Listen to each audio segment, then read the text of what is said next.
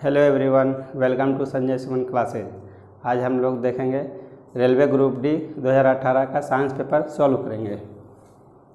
तो इसका जो है पहला सवाल है, वनस्पति तेल का हाइड्रोजनीकरण डैश का एक उदाहरण है। हम लोग जो है कोई भी वनस्पति तेल हो गया, जैसे सनफ्लावर,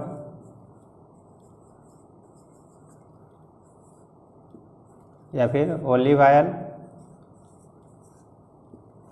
इसका हम लोग हाइड्रोजनीकरण करते हैं H2Ni। निकेल हो गया उत्प्रेरक, कैटालिस्ट इसको हम लोग बोलते हैं।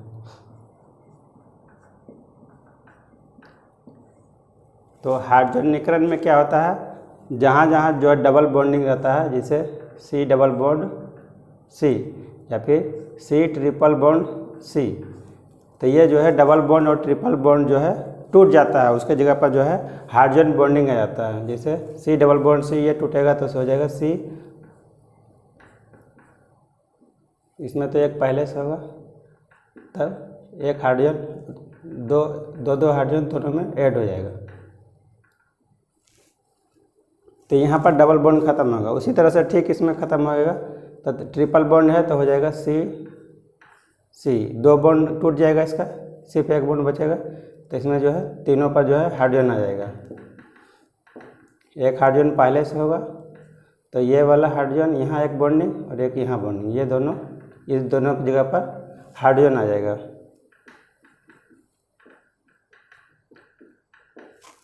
तो वनस्पति तेल का हाइड्रोजनीकरण जो है, इसमें पहला विकल्प में दिया हुआ है। कौन सा उदाहरण है? संयोजन, विस्थापन, मिश्रण और प्रतिस्थापन। इसमें जो है हाइड्रोजन का संयोग हो रहा है, इसलिए हो जाएगा संयोजन अभिक्रिया। तो इसका हाइड्रोजनीकरण हम लोग करते किस लिए हैं? इसका जो है वनस्पति तेल का जो है ऑक्सीजन से संयोग करके के जो है वो इस प्रक्रिया को हम लोग रेंसिडिटी कहते हैं, जिसके चलते वो उसमें दुर्गंध आ जाता है, खराब हो जाता है। कोई भी वसा युक्त पदार्थ जो होता है, तो उसका हम लोग हाइड्रोजनीकरण करने से इसका जो है सेल्फ लाइफ बढ़ा देते हैं, इम्प्रूव सेल्फ लाइफ।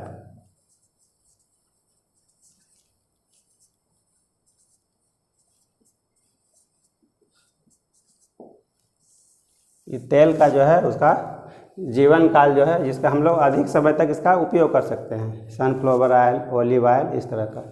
दूसरा क्वेश्चन देखते हैं, सभी तत्वों के सापेक्ष परमाणु द्रव्यमान डैश के एक परमाणु के संबंध में पाए गए हैं। तो मतलब इसमें बोला जा रहा है कि सभी तत्वों का जो है परमाणु द्रव्यमान जो है किससे मतलब लिया गया, उसका जो है C12 को हम लोग जो है मानक माने हैं। उसी के आधार पर C12 का जो है C12 का एक परमाणु से हम लोग तुलना करेंगे कि जो है कोई भी दूसरे तत्व का जो है उसका एक परमाणु कितना गुना भारी है। तो ये हो जाएगा इसका आंसर C12 हो जाएगा। ये परमाणु द्रव्यमान का हम लोग डिफिनीशन देते हैं, या तो फिर परमाणु संख्या का जो है डिफिनीशन देते हैं, वो डायरेक्ट जो है डिफिनीशन से ये सवाल पूछा गया है। आगे देखते हैं नेक्स्ट क्वेश्चन।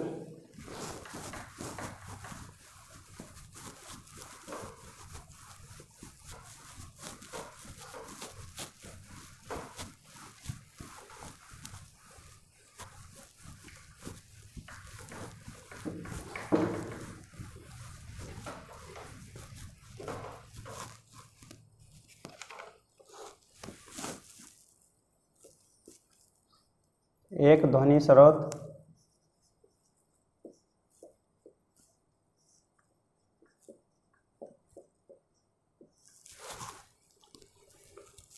छः सौ हर्ट्ज की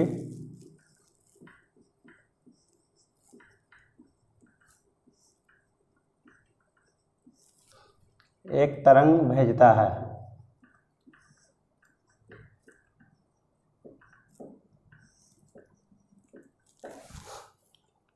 यह 3 मीटर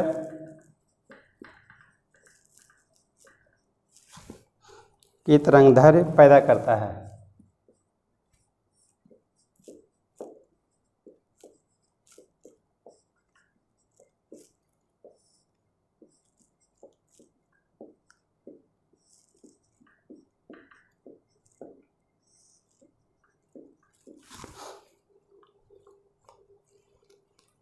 इस प्रश्न में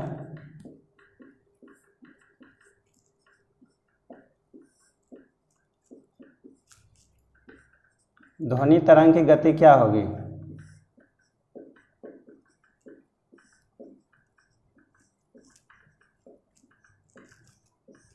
यही हमको निकालना है। तो इसमें दिया क्या क्या हुआ है, इसमें साउंड से क्वेश्चन है।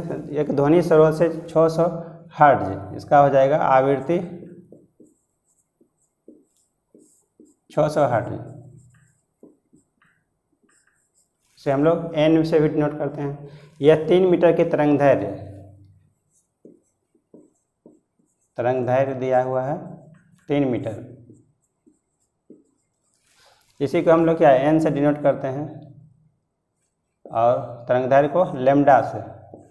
तो इसका जो है, इसका निकालने का सूत्र है v बराबर n लैम्डा,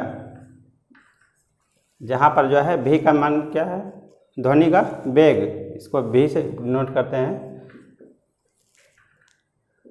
ध्वनि का वेग। और n तो लिख ही चुके हैं, n को आवृत्ति फ्रीक्वेंसी डिनोट कर रहे हैं, लैम्डा तरंग दैर्घ्य। तो हमको मालूम है n मालूम है, लैम्डा मालूम है, तो हम लोग जो है वेलोसिटी निकाल सकते हैं। n का वैल्यू 600 और तरंग दैर्घ्य का 3, तो ये हो जाएगा 1800 मीटर प्रति सेकंड। वेलोसिटी का मात्रक जो है मीटर पर सेकंड होता है। आगे देखते हैं नेक्स्ट क्वेश्चन।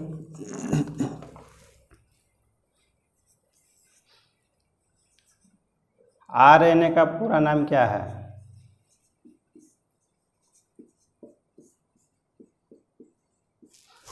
तो जो है RNA का पूरा नाम होता है राइबो न्यूक्लिक एसिड।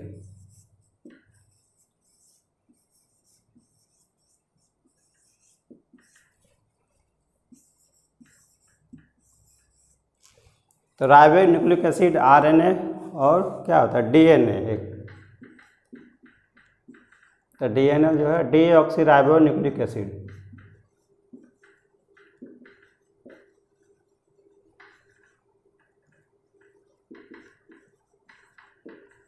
DNA और RNA जो है जेनेटिक मटेरियल होता है प्लांट और एनिमल में। तो जनरली जो है deoxy ribo nucleic acid DNA ही पाया जाता है, लेकिन जो है हम लोग देखेंगे कुछ वायरस में जो है प्लांट वायरस, कुछ एनिमल वायरस और में जो है जेनेटिक मटेरियल के रूप में जो है राइबो न्यूक्लिक एसिड पाया जाता है। जैसे हम लोग अगर देखेंगे तो HIV वायरस में भी जो है RNA के रूप में रहता है।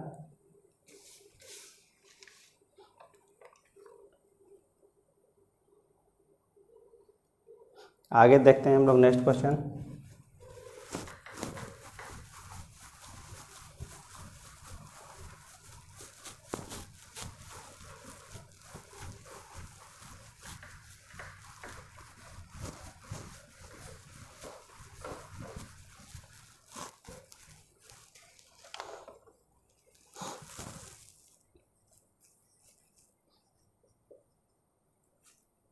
स्थिर अवस्था से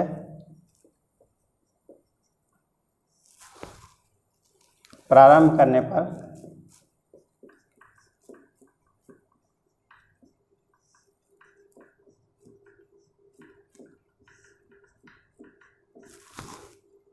सुनील की कार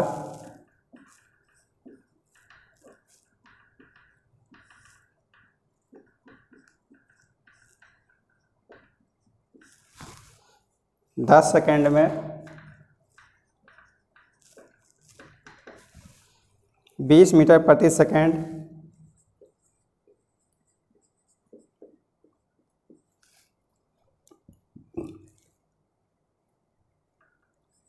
वेग प्राप्त कर लेता है।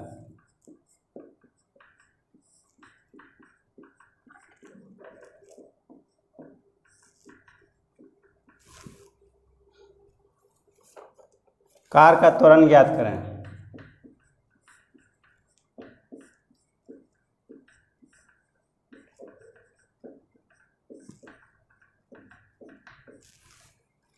तो सवाल में दिया हुआ कोई स्थिर अवस्था से प्रारंभ करने पर सुनील की कार 10 सेकंड में 20 मीटर प्रति सेकंड वेग प्राप्त कर लेता है, कार का त्वरण ज्ञात करें। तो जो जो वैल्यू दिया हुआ पहले हम लोग वो नोट कर लेंगे, उसी उतना करने पर ही जो आधा सवाल बन जाएगा, उसके बाद आधा हमको बनाना पड़ेगा। तो कार का टाइम दिया हुआ इसमें, टाइम बराबर 10 सेकंड और वेलोसिटी दिया हुआ है 20 मीटर पर सेकंड। हमको निकालना क्या है, कार का त्वरण।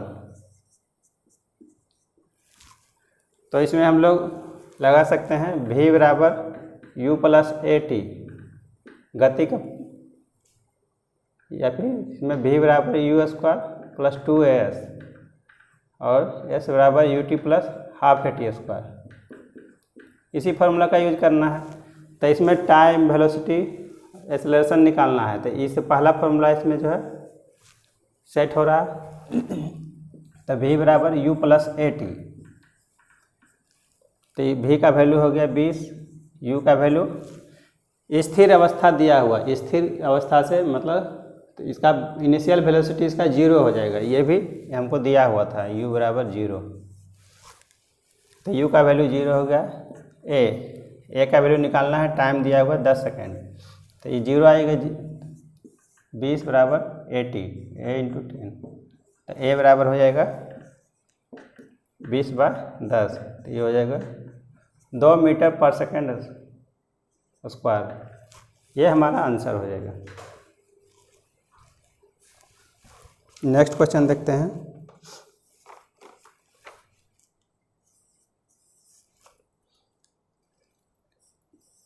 दस वोल्ट के विभवांतर वाले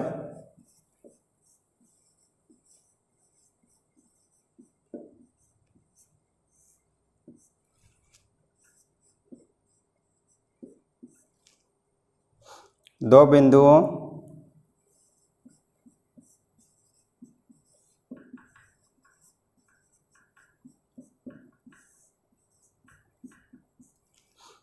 में किया गया काम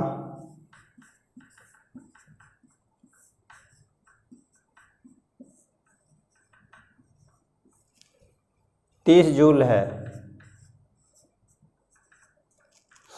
तो दो बिंदुओं के बीच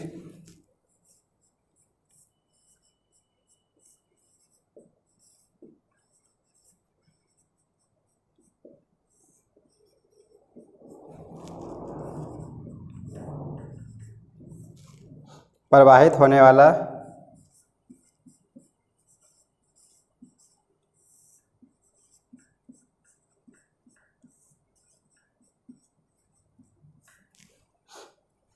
विद्युत आवेश कितना होगा।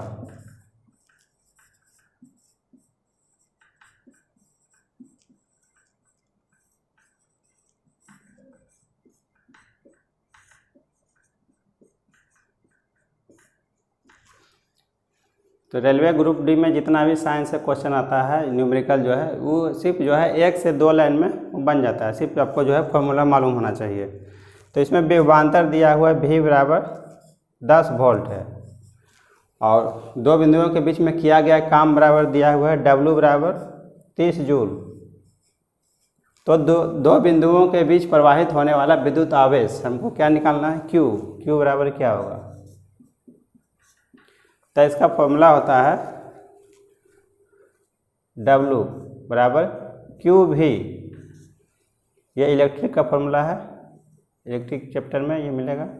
W बराबर QV, तो W का मान दिया हुआ है 30 जूल और Q हमको निकालना है, पोटेंशियल डिफरेंस जो है विभवांतर 10 वोल्ट दिया हुआ, तो Q बराबर हो जाएगा 30/10, ये हो जाएगा 3 और आवेश का SI यूनिट होता है कूलाम, तो ये हो जाएगा 3 कूलाम। आगे देखते हैं नेक्स्ट क्वेश्चन।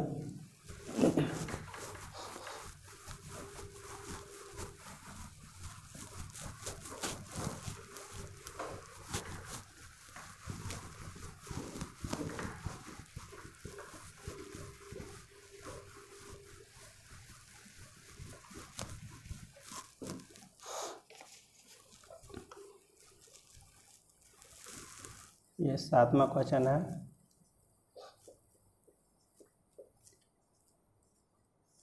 यौगिक CH3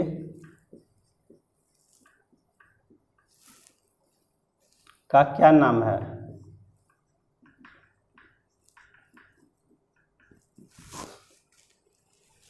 तो इसको CH3 ऐसे लिख सकते हैं हम लोग। ये तो इथेन का फॉर्मूला है C2H6, तो हो जाएगा इसका इथेन। तो यही नाम पूछा जा रहा है, इसमें क्या है? तो ये अल्केन का हो गया, अल्केन ग्रुप का CnH2n+2, और अल्किन 3 ग्रुप इसका होता है, अल्किन CnH2n, और फिर तीसरा होता है अल्काइन, ये हो जाएगा CnH2n-2। तो इसमें 3 आता है, अल्केन, अल्किन, अल्काइन। तो सिंगल कार्बन का CH4 आता है, तो हम लोग क्या बोलते हैं? मीथेन। यहाँ पर 2 कार्बन है, इसके आधार पर हम लोग बैठाएँ इसका CnH2n+2, तो हो जाएगा इथेन। मतलब इसमें पूछा गया है इसका इथेन के बारे में, इसका नाम पूछा जा रहा था। नेक्स्ट क्वेश्चन देखते हैं।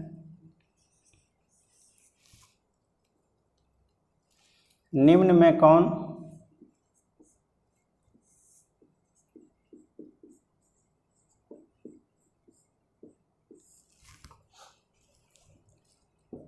विद्युत प्रवाह के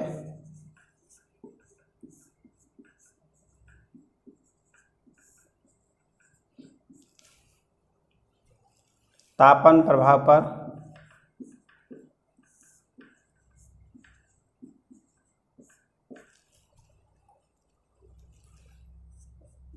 आधारित नहीं है?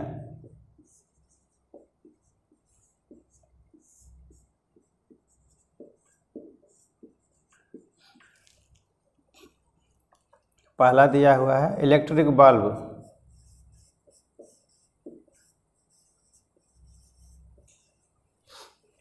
दूसरा दिया हुआ है इलेक्ट्रिक हीटर,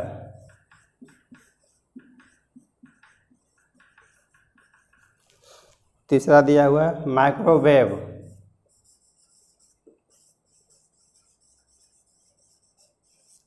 माइक्रोवेव जो तरंग होता है, ओवन इसमें मतलब माइक्रोवेव ओवन, डी दिया हुआ है इलेक्ट्रिक आयरन,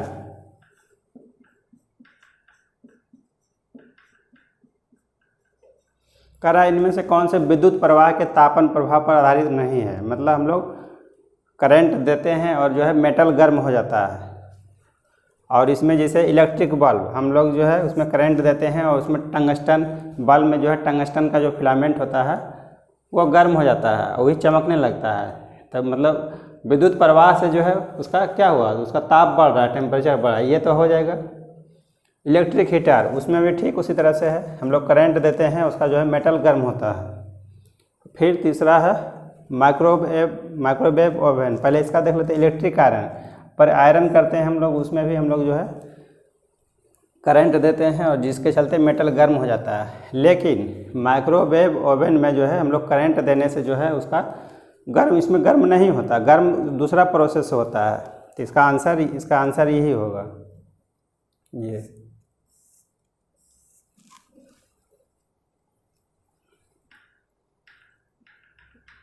तो माइक्रोवेव ओवन जो है किस प्रक्रिया पर आधारित है वो देख लेते हैं। तो इसमें जो है माइक्रोवेव ओवन जो है इलेक्ट्रिक फील्ड जो होता है, इलेक्ट्रिक फील्ड और मैग्नेटिक फील्ड, ये हो गया, ये एक इलेक्ट्रिक फील्ड, ये हो गया मैग्नेटिक फील्ड।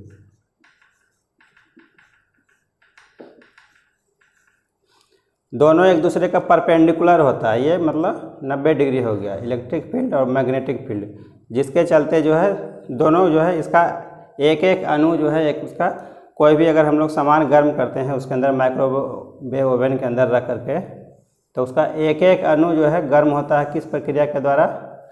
ये इलेक्ट्रिक फील्ड और मैग्नेटिक फील्ड जो लगता है, दोनों जो है जिसके चलते इसमें कंपन होने लगता है, उसके अणु के बीच में कंपन होने लगता है, जिसके चलते जो है उसका टेम्परेचर बढ़ जाता है। और ये अच्छी तरह से इसमें कोई भी चीज़ हम लोग गर्म करते हैं या तो फिर बनाते हैं तो अच्छी तरह से वो तैयार होता है। तो इसका आंसर हो जाएगा माइक्रोवेव ओवन। तो इसको हम लोग लिख सकते हैं कन्वर्सन ऑफ इलेक्ट्रोमैग्नेटिक एनर्जी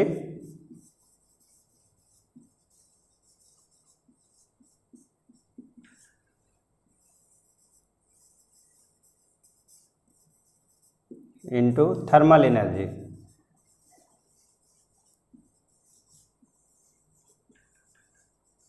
तो इसमें जो है ये माइक्रोवेव ओवन में जो है कन्वर्सन ऑफ इलेक्ट्रोमैग्नेटिक एनर्जी जो है इसमें बदल रहा है तापीय ऊर्जा थर्मल एनर्जी में। इसमें इलेक्ट्रिक फील्ड और मैग्नेटिक फील्ड इसमें काम कर रहा है। ये थोड़ा कन्फ्यूजन पैदा करने वाला सवाल था। आगे देखते हैं नेक्स्ट क्वेश्चन।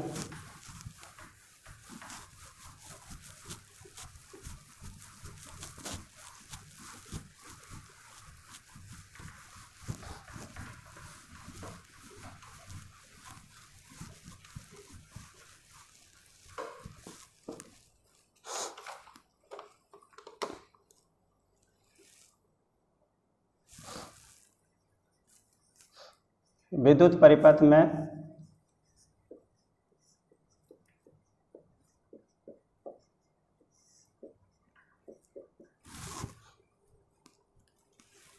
डैश की गति से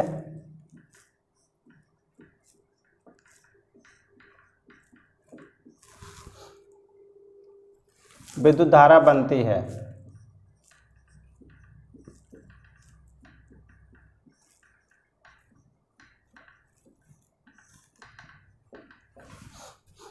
इसमें दिया हुआ है विकल्प प्रोटॉन, इलेक्ट्रोड,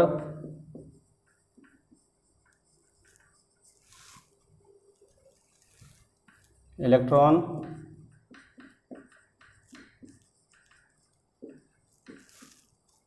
न्यूट्रॉन। तो इसमें बोला जा रहा है किसी विद्युत परिपथ में डैश की गति से विद्युत धारा, कोई भी विद्युत तार के द्वारा जो है, तार से जो है बिजली प्रवाहित होता है। किसके चलते प्रवाहित होता है? प्रोटॉन के चलते, इलेक्ट्रोड के चलते, इलेक्ट्रॉन, न्यूट्रॉन। तो तार में जो है उसमें जो मूवमेंट किसका होता है? गति का जो है इलेक्ट्रॉन का मूवमेंट होता है, जिसके चलते जो है बिजली एक जगह से दूसरी जगह तक उसमें तार में प्रवाहित होता है। इसमें तो मूवमेंट होता है, मूवमेंट इलेक्ट्रॉन का। ये थ्योरी से रिलेटेड सवाल था। एक और लास्ट क्वेश्चन देख लेते हैं। अमोनिया में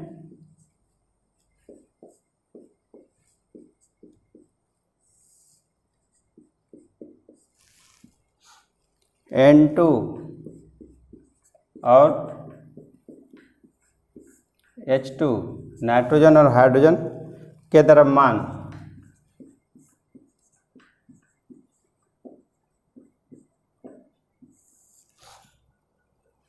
हमेशा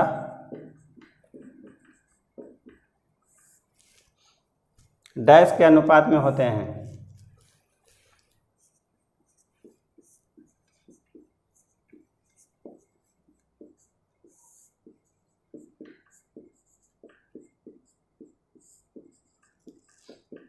तो अमोनिया का क्या फॉर्मूला होता है? NH3। अमोनिया का फॉर्मूला हुआ NH3। तो आप देखेंगे इसमें दोनों का द्रव्यमान, नाइट्रोजन और हाइड्रोजन का द्रव्यमान का अनुपात हमको निकालना है। तो नाइट्रोजन का परमाणु संख्या 7 होता है, परमाणु संख्या 7। तो जो है परमाणु द्रव्यमान उसका डबल हो गया 14। नाइट्रोजन का जो है परमाणु द्रव्यमान 14 और हाइड्रोजन का परमाणु संख्या भी 1 होता है और परमाणु द्रव्यमान भी 1 होता है। दोनों इसका एक ही होता है। तो 3 हाइड्रोजन है तो इसका हो जाएगा 3। तो इसका अनुपात हो जाएगा 14:3।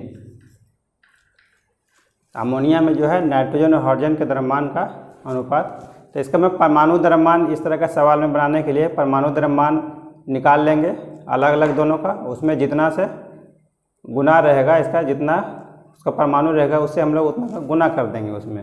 यहाँ हाइड्रोजन 3 था तो 3 से गुना कर दिए, तो नाइट्रोजन का 1 ही है तो ये हो गया 14:3। इस तरह से हम लोग हल करेंगे।